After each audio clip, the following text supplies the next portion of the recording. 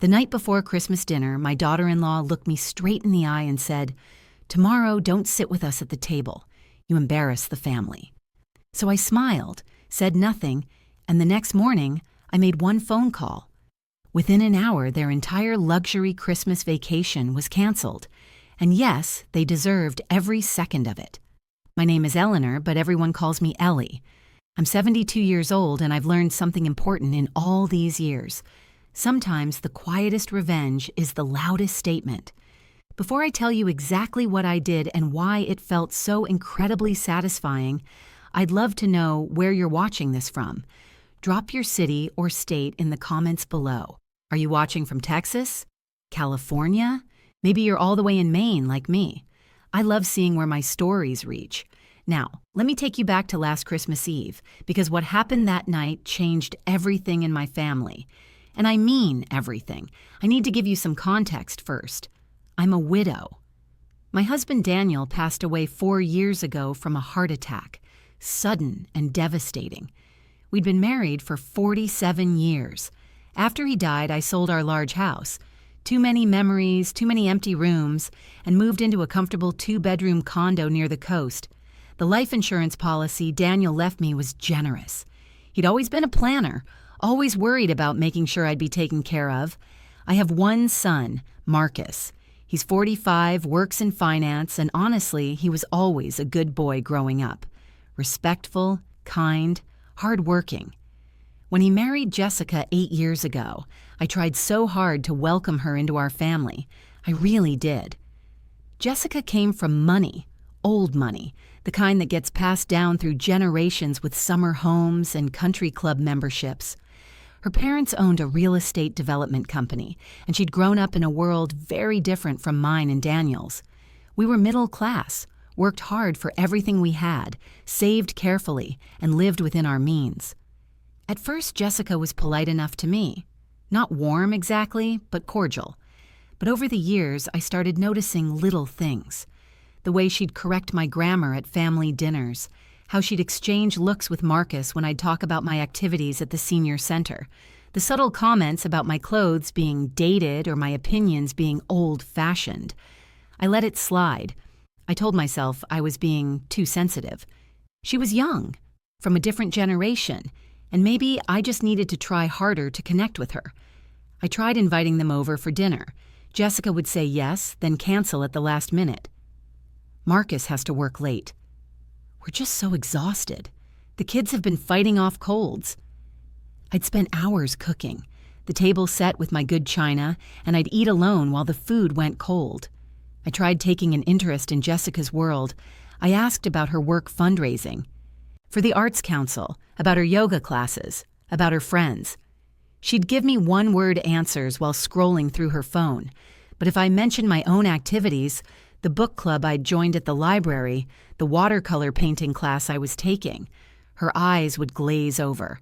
Sometimes she wouldn't even pretend to listen. Then they had children, 2 beautiful grandchildren, Sophia, who just turned 6, and little Connor, who's 4. I love those kids with everything in me. After Daniel died, they became my whole world. I'd babysit every week, sometimes twice a week. I'd take them to the park, read them stories, bake cookies with them.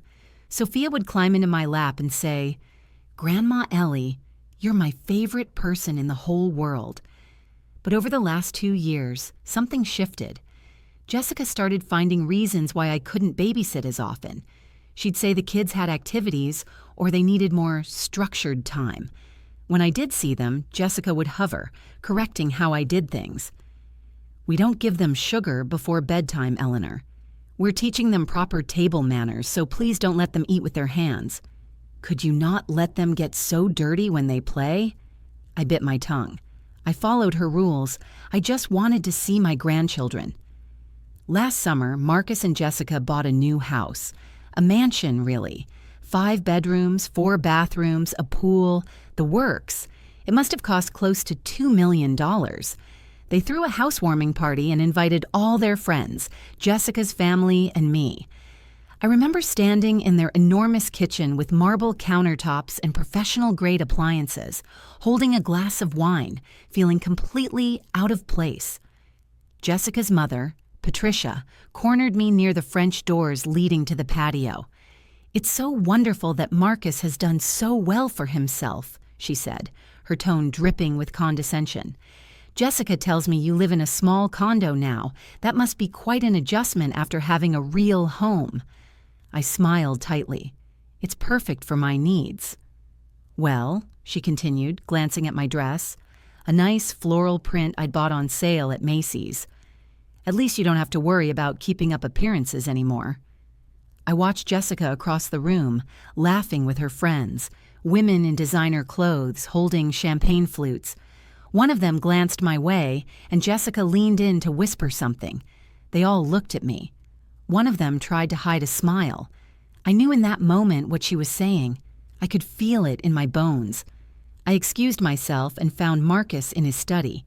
"Honey," I said carefully, "I'm feeling a bit tired. I think I'll head home." He looked up from his phone, distracted. "Already? We haven't even cut the cake yet." "I know, I'm sorry. It's just been a long day." He hugged me goodbye, but there was something distant in it, like he was going through the motions. That summer faded into fall, and fall into winter. The holidays were approaching, and I was excited. Christmas had always been our special time as a family. Daniel and I used to host every year, a big dinner with all the trimmings, carols playing, presents piled under the tree. 3 weeks before Christmas, Marcus called me. "Hey, Mom, so Jessica and I have been talking, and we want to host Christmas dinner this year at our place. Make it a new tradition." My heart swelled. "Oh, Marcus, that would be wonderful. I'd love to help. I can bring my sweet potato casserole and the pecan pie I always make. And maybe—" "Actually, Mom, Jessica wants to handle all the food. She's hired a caterer. You just need to show up." Something in his tone made me pause. "Okay, that's fine. What time should I be there?" "Dinner's at 6. We're doing it formal this year. Jessica's parents will be there, her brother and his wife, and a few of our close friends." "Formal?" I repeated. "Yeah, nice dress, the whole thing. It'll be fun." After we hung up, I sat there feeling unsettled, but I pushed it away. This was good, right? My son wanted me at Christmas dinner. I was being included. I went shopping the next week and bought a new dress, navy blue with a modest neckline, hitting just below the knee. It cost more than I usually spent, but I wanted to look nice. I wanted Jessica to see that I could fit into her world. The weeks passed. Every time I called to ask if I could see the grandkids or if they needed any help with preparations, Jessica had an excuse. "We're so busy with the holidays, Eleanor. Maybe after New Year's." Then came Christmas Eve. Marcus called me that morning. "Hey, Mom, can you come over around 4? Jessica wants to go over some details about tomorrow." I should have known something was wrong. I should have felt it. But I didn't. I arrived at their house at 4 o'clock sharp, carrying a box of the kids' favorite cookies I'd baked. Chocolate chip with extra chips, the way Sophia liked them. Jessica answered the door wearing yoga pants and a cashmere sweater that probably cost more than my monthly condo fees. "Eleanor," she said, not quite meeting my eyes. "Come in. Marcus is putting the kids down for a nap." I followed her into that massive kitchen. She poured herself a glass of white wine but didn't offer me any. We stood on opposite sides of the marble island. "So," she began, her voice carefully neutral, "I wanted to talk to you about tomorrow." "Of course. I'm so looking forward to it." She took a long sip of wine. "The thing is, Eleanor, this dinner is really important to us. We're having some very influential people here. Marcus's boss, some potential clients, my parents, of course." I nodded, waiting. "And we need everything to be perfect. You understand?" "Of course I do. It sounds lovely." She set her glass down with a soft click. "The thing is, we've arranged the seating very specifically. We have a children's table set up in the sunroom for Sophia and Connor and their cousins." "That's nice," I said, though I felt a small pang. I'd hoped to sit near the kids. Jessica took a breath. "And we've arranged the adult seating in the dining room. It's going to be quite formal, very elegant. We're trying to make a certain impression. Something cold crept up my spine. Eleanor, I'm just going to be direct with you because I think that's kinder in the long run. She looked at me then, really looked at me, and her eyes were hard. Tomorrow, when you come for dinner, I need you to not sit with us at the main table. You embarrass the family. The words hit me like a physical blow. I actually took a step back. What? You just... She waved her hand vaguely. You don't fit in with this crowd. The way you dress, the things you talk about, those stories you tell about the senior center and your friends there. Marcus's boss doesn't want to hear about your book club or your aqua aerobics class. My parents find your conversation limited. I couldn't breathe properly. Jessica, I don't understand. You want me to come to Christmas dinner but not sit at the table? There's a breakfast nook off the kitchen. It's actually quite charming. You can eat there and then join us for dessert in the living room. That way you're still included, but... She trailed off as if the rest was obvious. But I won't embarrass you, I finished, my voice barely above a whisper. I'm glad you understand. She actually smiled, like she'd just solved a difficult problem. I knew you'd be reasonable about this. You're always so agreeable. My hands were shaking. I gripped my purse tighter. Jessica, I'm 72 years old. I raised a good son. I was married for 47 years to a wonderful man. I volunteered at the Children's Hospital for 20 years. I taught Sunday school. I'm not nothing. Her smile faded slightly. Eleanor, I'm not saying you're nothing. Don't twist my words. I'm simply saying that tomorrow's dinner is about a certain type of person, a certain level of sophistication, and I don't meet that level. You're making this harder than it needs to be, she said, her voice cooling. I'm trying to be considerate of your feelings while also being practical. You could just say, thank you for still being included and move on.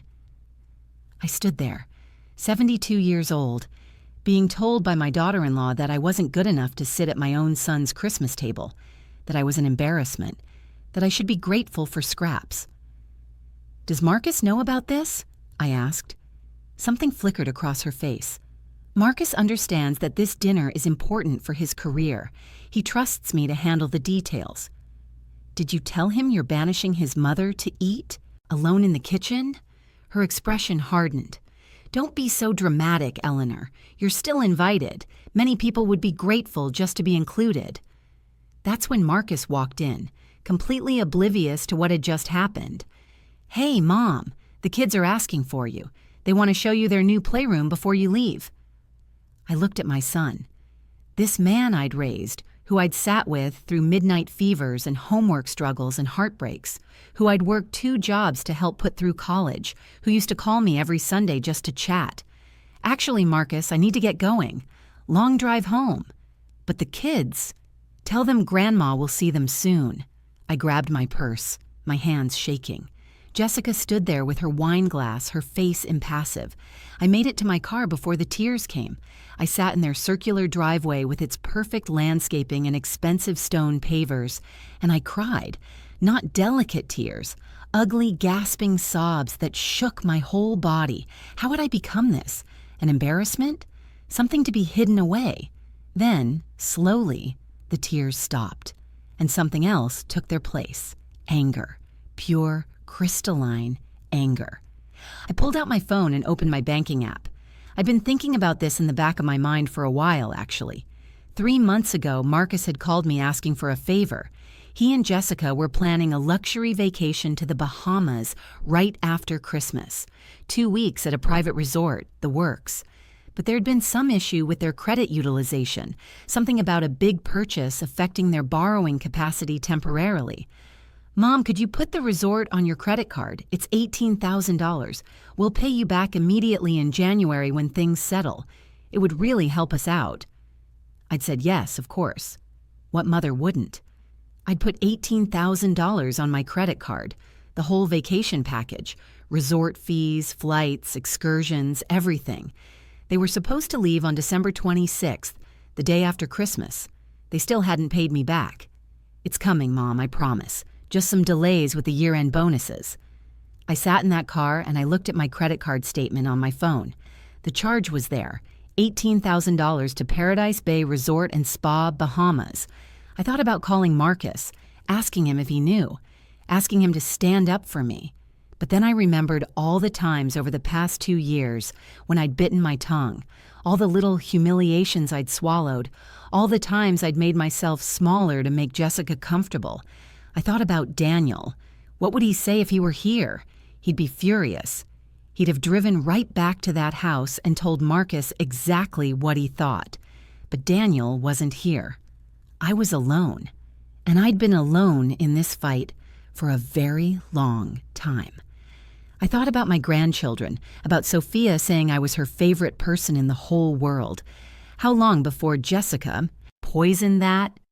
How long before they started seeing me the way she did, as an embarrassment, as someone limited and unsophisticated? And I made a decision. I didn't call Marcus. I didn't call Jessica.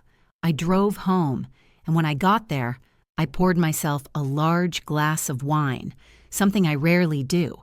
And I thought about everything, about Daniel and the life we'd built, about raising Marcus to be kind and respectful, about the grandmother I tried to be, about being told I was an embarrassment. Then I called the resort. My hands were shaking as I dialed. This was real. This wasn't just anger talking or hurt feelings. I was about to do something that couldn't be undone. The phone rang once, twice. I could still hang up.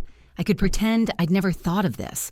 I could show up tomorrow, eat in that breakfast nook, smile and be agreeable like Jessica said I always was. Third ring.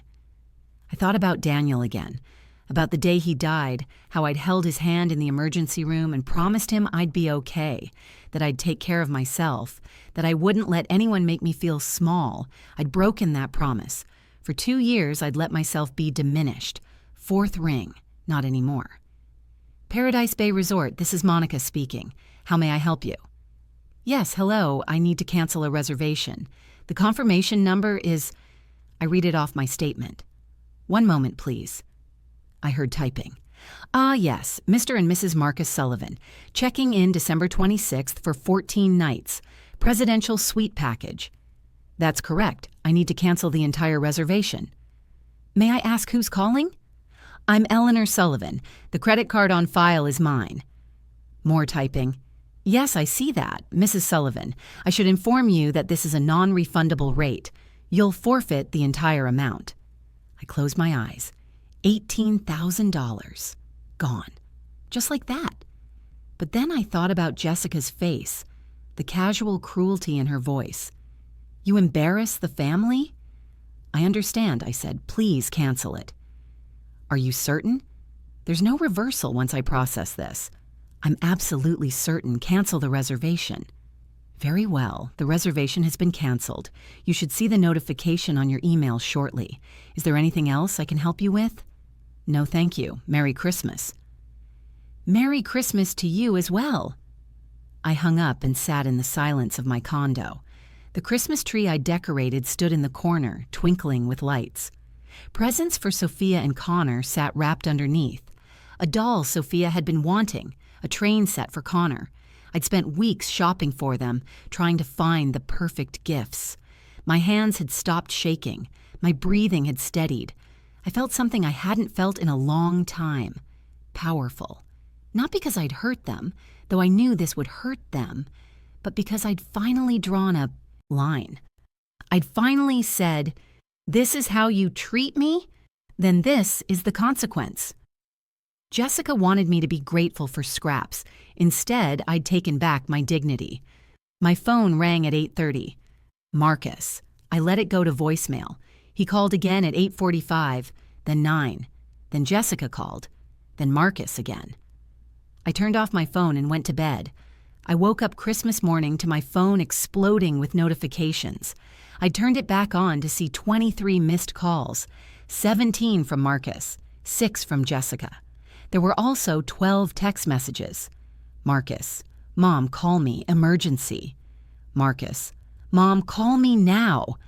Jessica, "Eleanor, what have you done?" Marcus, Mom, please. We need to talk about the resort. They said the reservation was canceled. There must be a mistake. Jessica. Eleanor, I swear to God, if this is what I think it is. Jessica. Call me back right now. I made myself coffee and sat at my kitchen table, looking out at the ocean in the distance. It was a beautiful morning, crisp and cold, the kind Daniel and I used to love. I imagined them at their house right now. The panic, Jessica's fury, the desperate calls to the resort, probably being told the same thing over and over. The reservation holder canceled it. It's non-refundable. There's nothing we can do. I imagined their bags packed and sitting by the door, the kids excited about the beach, and then having to tell them the trip was canceled. I took a sip of my coffee. It was good coffee, nothing fancy, just the kind I liked. My phone rang again. Marcus, I answered. Mom! He was nearly shouting. What happened? The resort called this morning and said our reservation was canceled. They said you called yesterday and canceled it. That can't be right. Tell me that's not right. It's right, I said calmly. Silence. Then, what? Why would you... Mom, we're supposed to leave tomorrow. This is our vacation. We've been planning this for months. Marcus, do you know what Jessica said to me yesterday? What are you talking about? Mom, this isn't about whatever little spat you two had. This is about our vacation. $18,000. Do you know what you've done? Little spat. That's what he called it. Your wife, I said, my voice steady, told me not to sit at the Christmas dinner table today. She told me I embarrassed the family. She wanted me to eat alone in the kitchen while everyone else celebrated together. Another pause. Mom, that's... Jessica said you misunderstood. She was just trying to arrange the seating. I didn't misunderstand anything, Marcus. She was very clear. Look, Mom, we can talk about this later. Right now, I need you to call the resort back and reinstate the reservation. Please. The kids were so excited. Jessica's been planning... No. What do you mean, no? I mean, no. I paid for that vacation. It was my money, my credit card, and I've decided to cancel it. You can't do this. His voice was rising toward hysteria now. Mom, this is insane. Over a seating arrangement? It wasn't about seating, Marcus. It was about respect. It was about your wife telling me I'm not good enough to sit with my own family on Christmas. Oh my God, Mom, you're being so dramatic. Jessica was just trying to make sure dinner went smoothly. You know how you can be sometimes. How I can be, I interrupted. How exactly, Marcus? Tell me. What is it about your mother that's so embarrassing? He sputtered. That's not... I didn't mean... Mom, you're twisting everything. Look, I'll talk to Jessica, okay? We'll figure something out for dinner. Just please, please call the resort. I'm not coming to dinner, I said. What? I'm not coming to your Christmas dinner, Marcus. Enjoy your meal, enjoy your friends and your important guests and your perfect table, but I won't be there. Mom, you can't be serious. I've never been more serious about anything in my life. Merry Christmas, Marcus. I hung up. The phone rang immediately. I declined the call. It rang again and again. Finally, I texted Marcus. Stop calling. My decision is final. Spend Christmas with your wife. Then I turned off my phone again. I spent Christmas Day alone. I watched old movies, ate some leftovers, and looked through photo albums. Pictures of Marcus as a baby, as a little boy, his high school graduation, his wedding day, the day Sophia was born, and then Connor. Every milestone I'd been there, and now I was an embarrassment. Around 3 p.m, someone started pounding on my door, hard, aggressive knocking. I looked through the peephole.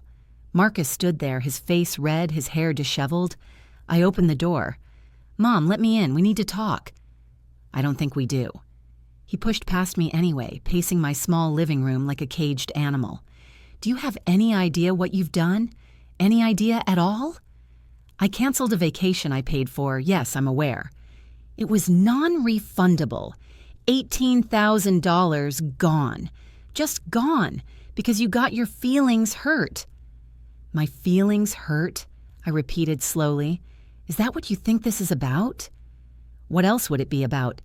Jesus, Mom, Jessica said she tried to talk to you about the seating arrangements, and you completely overreacted. She was trying to make things comfortable for everyone. Comfortable for everyone except me. She said there just wasn't room at the main table. We have 14 people coming. Marcus, I said quietly, stop, just stop and listen to yourself. You're defending her telling me to eat alone in the kitchen on Christmas. You're defending her saying, I embarrass the family. And you're more upset about losing a vacation than about how your wife treated your mother. He stopped pacing. Something flickered across his face. Recognition, maybe guilt, but then his jaw tightened. You don't understand the pressure I'm under, he said. Jessica's family has expectations. My job has expectations. I can't just be kind to your mother. That's not fair. There's always room for family, Marcus, unless you're ashamed of that family. He ran his hands through his hair, a gesture I recognized from his childhood when he was frustrated. I'm not ashamed of you. That's ridiculous. Then why did your wife think it was appropriate to tell me to eat in the kitchen? Why did she say I embarrass the family? And why, Marcus, are you here yelling at me about money instead of asking me if I'm okay? That stopped him. He opened his mouth, closed it, opened it again. When's the last time you called me just to talk? I continued. Not to ask for money or a favor, just to see how I was doing? We talk all the time. We don't. You're busy, and I understand that. But when did I become someone to be managed and hidden away? When did I stop being your mother and become an obligation? His face was pale now. That's not fair. Your wife told me I'm limited, that my conversation isn't interesting enough for your friends, that the way I dress isn't good enough, and you're here defending her. I'm not defending. He stopped, seeming to realize he was, in fact, defending her. Mom, Jessica shouldn't have said those things. But canceling our vacation, that's nuclear. That's not like you. Maybe you don't know what I'm like anymore. We stood there in my living room, this space that Daniel and I had chosen together, that I'd made into a home after losing him. This man in front of me was my son, but looking at him now, I felt like I was looking at a stranger. I need you to call the resort, he said finally. Please, Mom, I'm asking you. We can't afford to book another vacation right now. The kids will be devastated. You should have thought about that before you let your wife treat me that way. I'll talk to her. I'll make sure she apologizes. We'll do better, I promise. But please, Mom, please. I shook my head. The reservation is canceled. It's done. There's no undoing it. His face went from pleading to something uglier. You know what? Fine, fine. Enjoy your lonely Christmas in your little condo. Enjoy being bitter and alone. But don't expect me to come running back when you realize what you've done. He stormed out, slamming the door hard enough to rattle the frames on my walls. I sat down on my couch and realized I wasn't crying. I felt strangely calm, strangely clear. I'd made my choice, and I'd live with it. The next day, Boxing Day, the day they should have been flying to the Bahamas, my phone stayed silent. Marcus didn't call. Jessica didn't call. But 2 days later, I got a text from my son. Mom, we need to talk. Can I come over? Yes, I replied. He arrived that afternoon, alone. He looked terrible. Dark circles under his eyes, his shoulders slumped. We sat at my kitchen table, and for a long moment, neither of us spoke. Jessica and I had a big fight, he finally said. About you, about everything. I waited. I talked to her about what she said to you, really talked to her. And Mom, he rubbed his face. I've been a terrible son. Marcus, no, let me say this. I've been so caught up in trying to impress people, in keeping up with Jessica's lifestyle, in being who I thought I needed to be. I forgot who mattered. I let Jessica say things about you that I should never have tolerated. I let her push you out of our lives. And when you tried to tell me, I called it drama. Tears were running down his face now. You know what the worst part is? I knew. Deep down, I knew she was treating you badly. I saw it happening. But it was easier to pretend I didn't notice than to stand up to her. It was easier to let you be hurt than to risk my marriage or my comfortable life. What kind of son does that make me?" "A human one," I said softly. "An imperfect one, like all of us." "I don't know how to fix this," he whispered. "I don't know if I can." I reached across the table and took his hand. "You're here. That's a start." "We can't afford another vacation," he said with a bitter laugh. "Turns out we've been living way beyond our means. The house, the cars, keeping up with her parents. We're in debt, Mom. Serious debt. I didn't even realize how bad it had gotten." "Oh, Marcus." The canceled vacation was kind of a wake-up call. Jessica's furious with me because I told her we need to make changes. Real changes. She's talking about divorce. My heart ached for him, even after everything. "What do you want?" "I want my kids to know their grandmother," he said. "I want them to grow up knowing the woman who raised me, who taught me about kindness and integrity, things I seem to have forgotten. I want to be better. For them. For you. For myself." We talked for 3 hours that day. Really talked. He told me about the financial pressure, the stress, how he'd been trying so hard to be someone he wasn't. I told him how lonely I'd been, how much I missed him and the grandchildren, how much Jessica's words had hurt. It wasn't perfect. It wasn't fixed, but it was honest. "I don't expect you to forgive me right away," he said as he was leaving, "but I'm going to prove to you that I can be the son you raised. I promise." That was last year. Marcus and Jessica did divorce. She couldn't handle the lifestyle changes he insisted on. He sold the mansion, downsized to something reasonable, and started rebuilding his finances. More importantly, he started rebuilding our relationship. Now, Marcus and the kids come over every Sunday for dinner. Sophia still climbs into my lap and tells me stories. Connor helps me bake cookies, getting flour everywhere. And on Christmas Day, we had dinner together at my condo, just the 4 of us with paper plates and store-bought ham, and it was perfect. Sometimes the most powerful thing you can do is stand up for yourself, even when it costs you something. Especially when it costs you something. Because respect isn't something you can beg for or buy. It's something you teach people you deserve. And I do deserve it, even at 72, even as a widow, even as just me. Thank you for listening to my story.